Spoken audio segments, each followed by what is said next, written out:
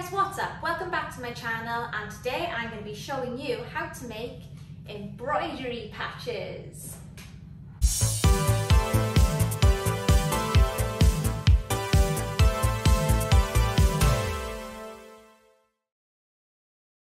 Okay, so for those of you who are new, which I imagine is most people since my embroidery channel is very young, my name is Lauren and I run an embroidery business called Pinkbird Originals. The main product I sell in my embroidery shop is embroidery patches, and today I'm going to be showing you how I make them and possibly two better ways of making them. The way I usually make my patches is, as you can see here in the video, I stitch them directly onto felt with one layer of heavyweight tearaway stabilizer. I then take that stabilizer off because it's tearaway, I just rip it off, and then I proceed to cut around all of my patches by hand, which is quite a long and time-consuming process, and as I also cut out about 50 patches a day, I'm also pretty sure I'm developing carpal tunnel. Although I'm careful to cut out the patches as close to the satin stitch border as possible, you'll see there's still a little bit of a white edge going around the outside of the design. This finish personally doesn't bother me that much, but on researching how larger businesses mass produce patches, I found that they either heat cut their patches using some sort of laser firing system, or they have something called a mirror machine, which is a method of witchcraft I've yet to invest in. But what a mirror machine is basically a fancy overlocker. And we're going to try and recreate that effect today with our frog patch. The three froggies you can see here, the one with the white outline is the one I cut out of felt, so we're going to set that aside. This next frog is a patch I made via the applique method, which is where you tack down a piece of material, stitch onto that piece of material, and then do a satin stitch around it, giving it an overlocker effect. And this third patch is probably the fastest method of making patches. It's stitched directly onto something called bee film, and it's a patch that supports itself with no backing material. So focusing mainly on those last two patches, we're going to go over what you need to make them. First, you're going to want to use the smallest hoop you can that fits your design. Because we're not using any additional stabilizer, just the bee film material, which is this transparent material here, the smaller the hoop, the easier it is to stabilize the design. Going on to explain a little bit more about the bee film, you can use water-soluble stabilizer, but I personally prefer using bee film because it's a bit more rigid. You can tear the bee film away around the edges of your embroidery patch, just like you can wash away water-soluble stabilizer with water. I've put a link where I buy my bee film from in the description below. For the applique, you're going to need some tack down material, felt or cotton, it doesn't really matter. You're also going to need a scissors to cut off the excess material after the applique is tacked down. I personally like these small curved scissors. I know you can buy dedicated applique scissors, but any small scissors will do, as long as it's sharp. Gonna play? Okay, so in order to get those chunky satin stitches and that overlocker kind of finish, a little bit of digitizing is going to be involved. The software I'm using today is called Embroidery. I purchased the Embroidery Basic and the Studio plugin online. It came to about £300. You don't have to have your own digitizing software for this. You can send your designs off to a digitizer and they can make your designs for you. Just explain to them what you're planning to do, that you're planning on converting your images into embroidery patches, and they'll include all the necessary steps for you to be able to do that. These steps I'm going to be talking about now as I go on through this video. The froggy patch I'd already made previously, so the design is ready to be used in this video. If you'd like to see another tutorial of how I digitize my designs, I'll put a link for that in the description below. But I'm loading up my frog image here, and the first of the two patch making techniques I'm going to be showing you is the applique technique. Out of the two techniques, I'd say the applique technique is the quickest way to set up after you've digitized your design, as it doesn't involve much more editing. However, when it comes to stitching out, applique is much slower and much more fiddly than the second technique I'm going to show you. But the first thing you're going to want to do in the digitising stage is make sure the outline, which I've selected here, encompasses the whole of the design. You don't want any little bits or feet or anything existing outside that satin stitch border. Then you're going to want to copy and paste that outline twice, as you can see I'm doing here. And because it's a satin stitch, that outline just looks like it's getting thicker and thicker as I'm overlaying the satin stitches on top, but we don't want them to be satin stitches. So I'm going to convert them here to just a single stitch, which makes them just two individual objects that are a running stitch sitting directly on top of each other. And it's important that they do sit directly on top of each other so that they line up when you're tacking down your fabric. And then these two new objects I created, I moved them to the back of the design. So these two outlines are going to be the first two things that stitch out. The first object is going to be your guide, so you can see where to place your material. And then the second object is the tack down stitch, which holds that material in place for you to cut around it. I'm changing the colours of the objects here to make sure that the machine cuts after each outline is complete, so it gives me an opportunity to lay the material down and then stitch on top of it. I then selected my original outline, which is the satin stitch, and in the parameters I put up the pull compensation and I made the width of the satin stitch a little bit wider, just to guarantee that I cover all of the material that's going to be appliqued down in this design. In the objects palette on the right hand side of the screen, between my two initial tack down stitches and then the chunky satin stitch border which is selected, you might notice that there's the green body of the frog. This is a tactical decision I made when I was digitising to ensure there's as little shift in the design as possible. I digitised the dense green stitching first, and then I digitised the outline on top of that, which should hold the design all together. I then exported the design and saved this as my applique file.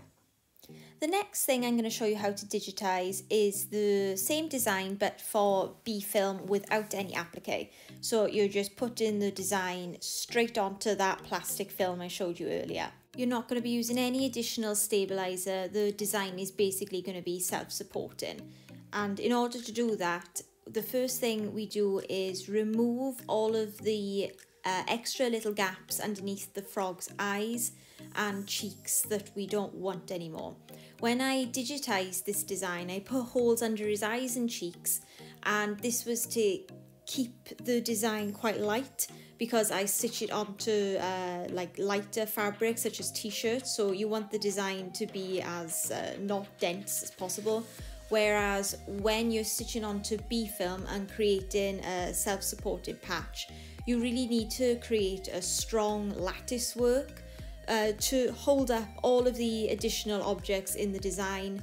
Otherwise, you'll find that particularly with the small holes, which is why I got rid of them, gapping starts to appear between the objects, which is quite hard to account for. So it's easier just to get rid of the cutouts altogether and just stitch over them. But this isn't the case with the frog's green belly, as that's quite a large object. If you did a fill stitch over a fill stitch, you might find that the green body of the frog underneath would start showing through his tummy, and that would ruin the overall effect of the design. So I'm leaving this as a cutout, and I'm just going to increase the pull compensation of it. What you can see me doing on screen now is I'm altering the density of my underlay stitches to 1.5mm apart. And I'm doing this for all my fill stitches. So for the main body of the frog, I'll be lowering the density to 1.5mm, and for his tummy I will also be lowering the density. And what this does is it creates a lattice work, a much denser lattice work for your fill or cover stitch to lie on top of. So when you remove your little patch from the B-film, it will support itself. I'm also going to increase the pull compensation on all of the objects in this design, just to compensate for any shift in the material as there is no stabilizer.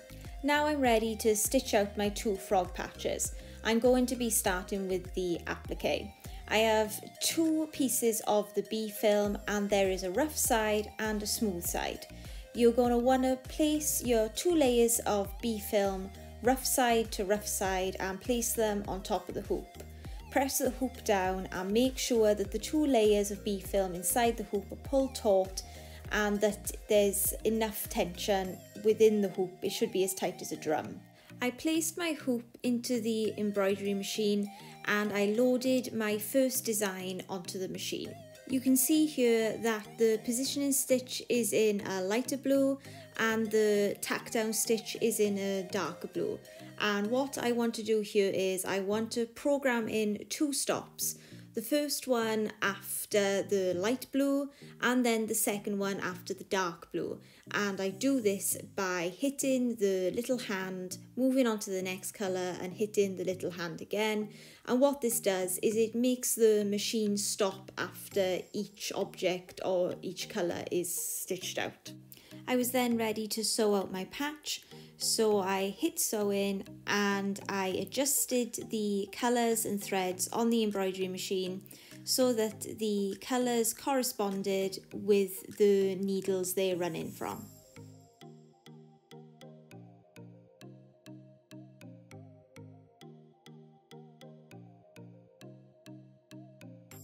Then I stitched out my first outline, which is the positioning stitch.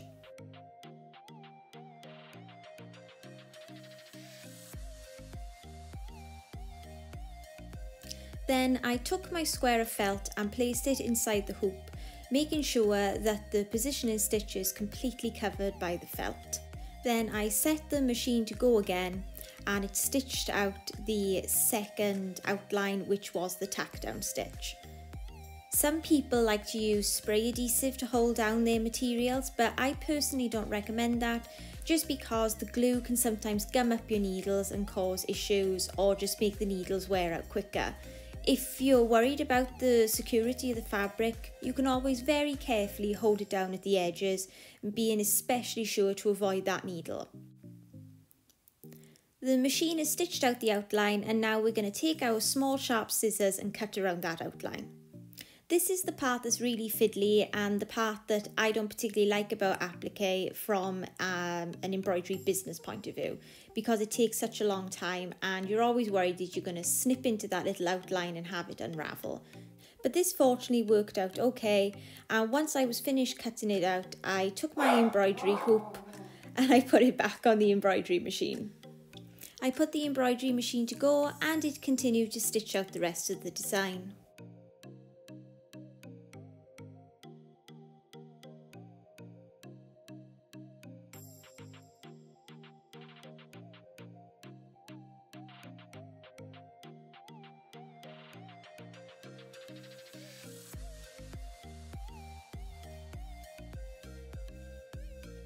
Well, here is the finished patch. As you can see, the thick satin stitch has completely covered the raw edge of the fabric. I'm now just going to pop this design out of the badge film and you can see how much quicker this is than actually cutting out the patch by hand myself. But it still isn't as quick as the B film only method, which is what I'm going to show you next. You prepare the hoop for the B film only method in the exact same way we hooped up the previous hoop, with the 2 rough sides of the B film facing one another. I set the machine up for the second design and put it to go. This method with the B film only is much quicker than the applique method because there's no cutting out or tack down stitches involved. You can see here by changing our underlay density in the Digitising software, the underlay stitches are much closer together as these are forming the foundations for our self-supporting patch.